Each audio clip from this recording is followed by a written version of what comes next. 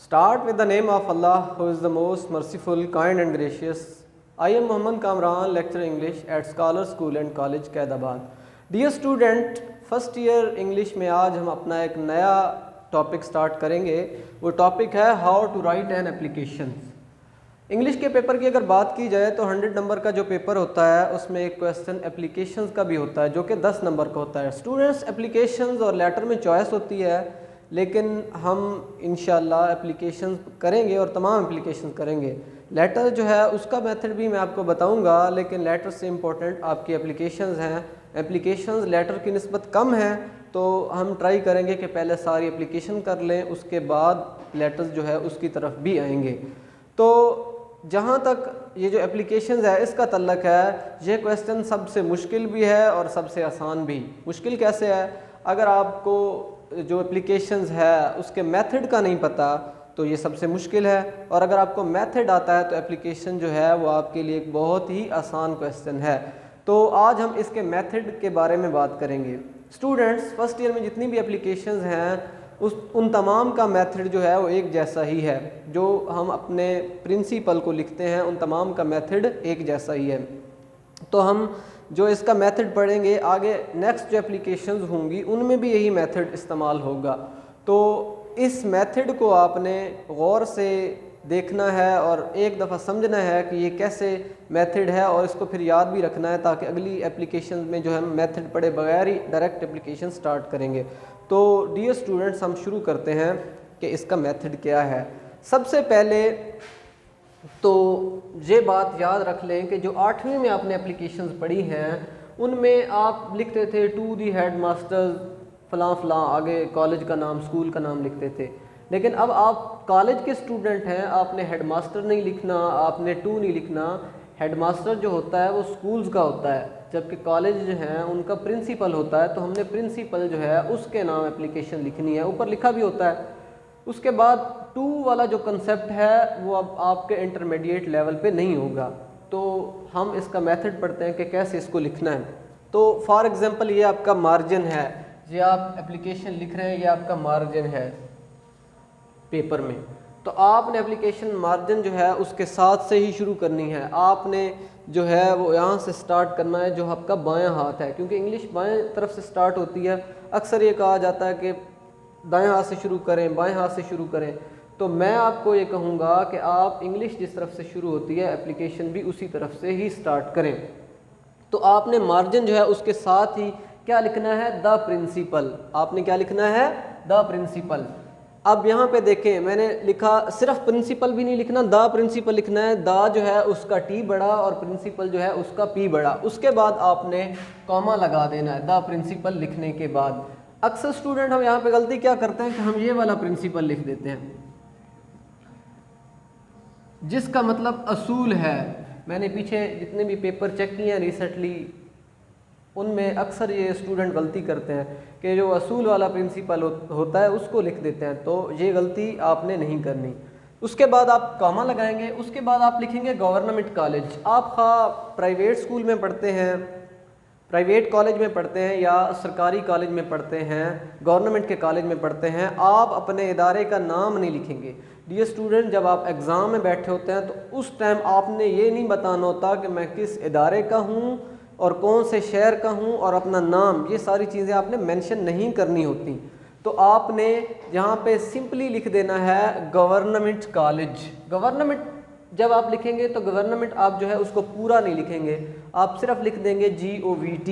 Student, यहाँ पे एक बात याद रख लेंगे, जब भी किसी चीज़ की शॉर्ट फॉर्म लिखी जाती है तो हम उसके बाद डॉट लगाते हैं. क्या लगाते हैं? डॉट. जैसे हम फॉर एग्जांपल मैं आपको बता दूं कि हमने नंबर लिखना है, जब हम कहते हैं NO उसके बाद हम डॉट लगा देते हैं, ये नंबर बन जाता है. और अगर इसी डॉट को हटा दें तो ये नो बन जाएगा. तो जब भी किसी चीज़ की शॉर्ट फॉर्म लिखी होती है उसके बाद डॉट लगा होता है. तो अब गवर्नमेंट की हम शॉर्ट फॉर्म लिख रहे हैं तो उसके बाद भी हम डॉट लगाएंगे GOVT, उसके बाद डॉट. डॉट लिखने के बाद आप लिखेंगे कॉलेज. जिस तरह मैंने गवर्नमेंट का G बड़ा लिखा, आपने कॉलेज का C भी उसी तरह बड़ा लिखना है. गवर्नमेंट कॉलेज के लिखने के बाद आप दोबारा यहाँ पे कामा लगा देंगे उसके बाद आप लिखेंगे ABCCT। आप जिस शहर में भी रहते हैं आपने ये नहीं बताना कि मैं फ़लाँ शहर का हूँ, मैं कैदाबाद का हूँ, मैं लाहौर का हूँ, मैं सरगोदा का हूँ, आपने ये हरगिज़ नहीं बताना। आपने सिंपल लिखना है ABCCT। जब आप ए लिखेंगे, ए के बाद छोटा सा डॉट, उसके बाद बी के बाद छोटा सा डॉट, सी के बाद छोटा सा डॉट, और सिटी जो है आप लिखें ठीक है, ना लिखें तो भी ठीक है, लेकिन अगर बाद में आप सिटी लिख रहे हैं तो उसको ब्रैकेट के अंदर लिखना है, और सिटी लिखने के बाद आपने फुल स्टॉप लगा देना है। जहाँ तक मुझे उम्मीद है कि आपको समझ आ गई होगी। लेकिन इससे आगे एक नेक्स्ट चीज़ जो है वो हमारे लिए नई है। हम जो है वो 8वीं तक जो हमने पढ़ा है उसमें हम सब्जेक्ट नहीं लिखते थे, लेकिन स्टूडेंट अब आप कॉलेज में आ गए हैं, इंटरमीडिएट क्लासेस में आ गए हैं, तो आपने एक नई चीज़ ऐड करनी है जो कि सब्जेक्ट होता है। अक्सर स्टूडेंट्स जो है वो ये नहीं लिखते, लेकिन इंटरमीडिएट पे सब्जेक्ट लिखना ज़रूरी है। एग्ज़ामिनर जब आपकी एप्लीकेशन देखता है तो वो सबसे पहले सब्जेक्ट को देखता है, तो आपका सब्जेक्ट सबसे पहले ठीक होना चाहिए, उसके बाद वो आपकी एप्लीकेशन जो है उसको चेक करेगा। तो आपने यहीं नीचे लिखना है सब्जेक्ट, ABC के बाद आपने सब्जेक्ट लिखना है। सब्जेक्ट लिखने के बाद आपने ये वाली अलामत देनी है, ये वाली अलामत। सब्जेक्ट आपने लिख लिया। आगे आप जो सब्जेक्ट लिख रहे हैं, ये देखें आपका जहाँ तक principal government college city ABC आया उससे आगे ये यहाँ से आगे आगे आपने अपना सब्जेक्ट पूरा करना है। तो आप सब्जेक्ट में क्या लिखेंगे? Application to principal for change in subject. Subject के चेंज की एप्लीकेशन आप प्रिंसिपल को लिख रहे हैं। तो डियर स्टूडेंट, ये जो आपका सब्जेक्ट है अगर ये बोल्ड होगा तो एग्जामिनर की पहली नज़र इसी सब्जेक्ट पे जाएगी। तो कोशिश करें आपका जो सब्जेक्ट है उसकी जो आप वर्डिंग लिख रहे हैं वो मार्कर के साथ लिखें। अगर स्टूडेंट आपके पास मार्कर नहीं है तो फिर ये काम करें कि जो आपका सब्जेक्ट होगा उसको नीचे से अंडरलाइन कर लें। उसकी वजह ये है कि जो एग्ज़ामिनर होगा वो ये ज़रूर देखेगा, जब आप उसको अंडरलाइन करेंगे या जब आपका वो बोर्ड लिखा होगा तो एग्ज़ामिनर जो है वो सबसे पहले सब्जेक्ट को देखेगा।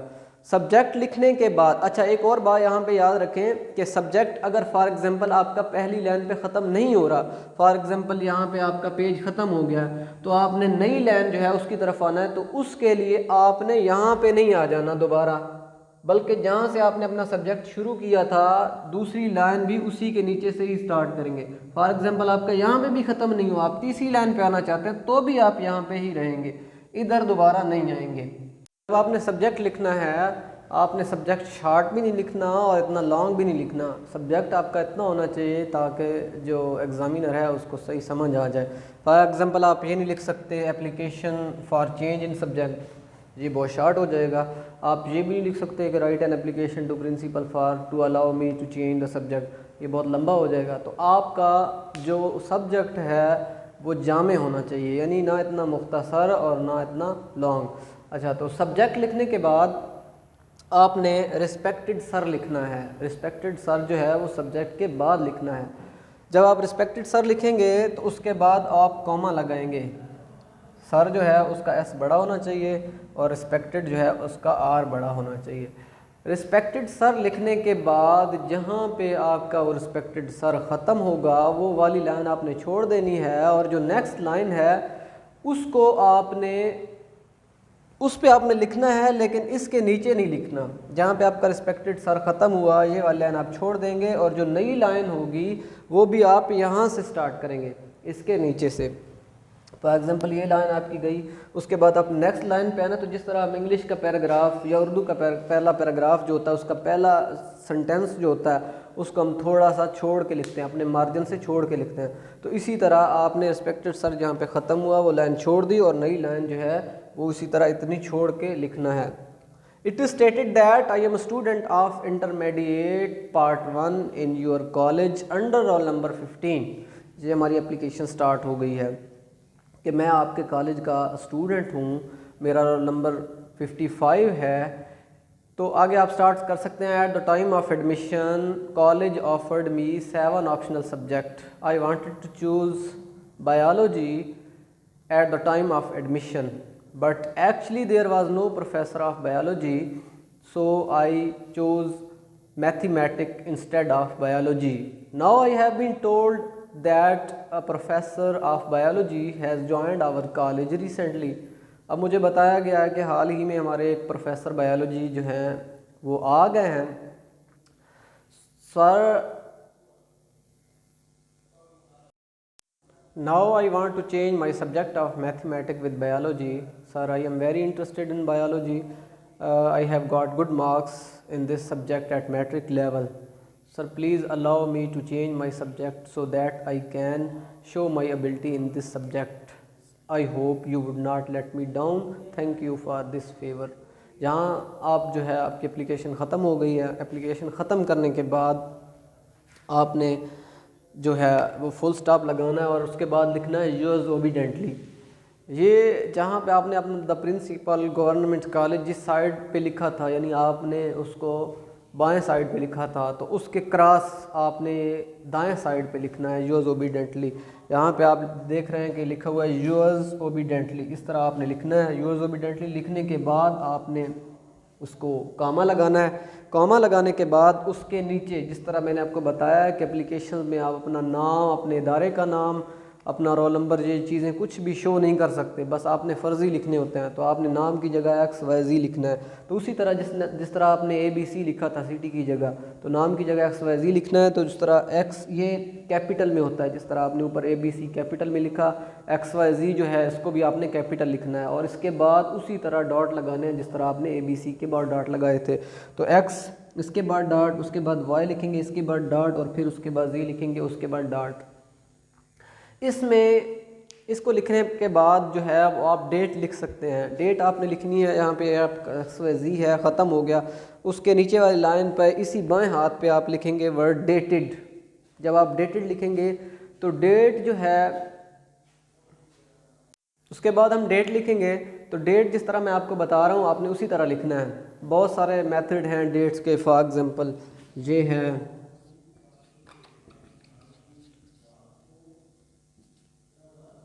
और उसके बाद और भी हैं, लेकिन जो अक्सर ज़्यादा मशहूर है, ज़्यादा फेमस मेथड है, आपने वही लिखना है। इसके अलावा अगर आप कोई लिखेंगे तो एग्ज़ामिनर हो सकता है आपका गलत कर दे। जब भी आप डेट लिखते हैं तो डेट में आपसे सबसे पहले मंथ लिखना होता है, और वो मंथ जो है वो आपने इंग्लिश में लिखना होता है। जैसे फॉर एग्जांपल अप्रैल है तो आप पहले लिखेंगे अप्रैल, फिर अप्रैल की जो तारीख होगी, जो डेट होगी उसको लिखेंगे। फॉर एग्जांपल 5 अप्रैल है तो आप लिखेंगे अप्रैल 5। उसके बाद जो ईयर चल रहा है उसको आप लिखेंगे। तो जिस तरह मैंने लिखा है डेटेड, वर्ड डेट नहीं लिखना, आपने लिखना है डेटेड, यानी इस तारीख को एप्लीकेशन लिखी गई है। अब अप्रैल है तो आप इस तरह लिखेंगे अप्रैल। अगर आप पूरा अप्रैल लिख रहे हैं तो ठीक है, लेकिन अगर आप उसकी शॉर्ट फॉर्म लिख रहे हैं तो उसके बाद डॉट लगा दें। जैसे कि पहले 3 वर्ड APR, मैंने APR लिख दिया, उसके बाद मैंने डॉट लगा दिया, जिससे पता चल जाएगा कि अप्रैल है। उसके बाद आपने कोई फुल स्टॉप, कोई कामा वगैरह नहीं डालना। ये जो डाला हुआ है ये डॉट है, ये फुल स्टॉप नहीं है, ये डॉट है। इसको यहाँ नीचे करके अप्रैल। अब जो अप्रैल होगा, फॉर एग्जांपल 5 है, 6 है, 7 है, तो उसको आप इस तरह लिखेंगे अप्रैल 7। जिस तरह आपको पता है कि डेट जो है वो 30 तक जाती है, तो इसके 2 मतलब वर्ड्स होते हैं। तो आप 7 है, पहला नहीं है तो आप उसकी जगह 0 लगा दें, 07 अप्रैल 7 है। उसके बाद आप कामा लगाएंगे, कामा लगाने के बाद आप ईयर लिखेंगे। ईयर जो है आप शॉर्ट भी लिख सकते हैं और फुल भी लिख सकते हैं, 2020। उसके बाद आप कामा लगा के अपनी एप्लीकेशन को एंड कर देंगे। स्टूडेंट्स, ये हमारी एप्लीकेशंस है, जिस तरह मैंने पढ़ाई है इसी तरह लिखनी है। जितनी भी एप्लीकेशंस हैं उन सब का मेथड यही है जो आपने प्रिंसिपल को लिखनी है। उसके अलावा और भी बहुत सारी एप्लीकेशंस हो सकती हैं जो आप वापडा जो है उसको लिखते हैं, लेकिन हमारे जो फर्स्ट ईयर में ज़्यादातर आती हैं प्रिंसिपल को ही लिखनी होती हैं। सबका मेथड एक जैसा ही है, आपने इस मेथड को याद रखना है। हम इस दफ़ा फिर इसको देख लेते हैं। प्रिंसिपल जिस तरह मैंने बताया, द प्रिंसिपल लिखना है, प्रिंसिपल असूल वाला नहीं लिखना, प्रिंसिपल PAL, प्रिंसिपल ये वाला लिखना है। उसके बाद आपने कॉमा लगाना है। उसके बाद गवर्नमेंट कॉलेज आपने लिखना है। गवर्नमेंट की मैंने आपको बताया शॉर्ट फॉर्म लिखनी है। उसके बाद डॉट लगाना है। उसके बाद कॉलेज का C बड़ा, उसके बाद आप कॉलेज लिख के आप उसके बाद कॉमा लगा देंगे। उसके बाद आपने ABC सिटी लिखना होता है।